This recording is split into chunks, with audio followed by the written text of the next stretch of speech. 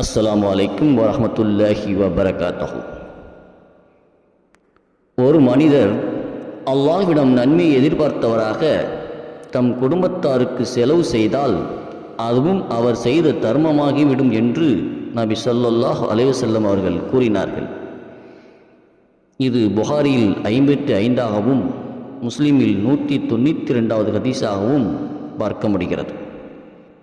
ஒருவர் தம் குடும்பத்தை கவனிப்பதும் அவர்களுக்காக உழைப்பதும் ஒரு குடும்பத் தலைவரின் கடமையாகும்.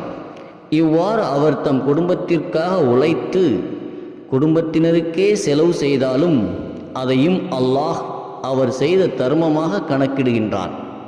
குடும்பத்தினருக்கு உழைப்பதும் அவருக்கு செலவிடுவதும் நன்மையை பெற்றுத்தரும் என்ற எண்ணத்திலும் இது படைத்தவனின் கட்டளை என்ற எண்ணத்திலும் அவர் தம் குடும்பத்திற்கு செய்யும் செலவை கூட தர்மமாக அல்லாஹ் பதிவு செய்து மறுமை நாளில் நன்மையை தருவான்.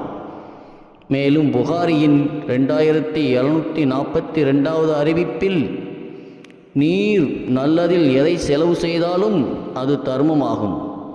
நீர் உம் மனைவியின் வாயில் ஊற்றுகின்ற ஒரு கவல உணவும் கூட தர்மமாகும் என்று கூறியதாக இடம்பெற்றுள்ளது.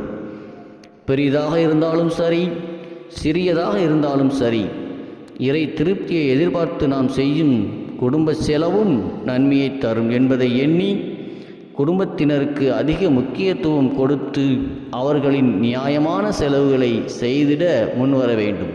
அஸ்ஸலாமு அலைக்கும் வரஹ்மத்துல்லாஹி வபரகாத்துஹு.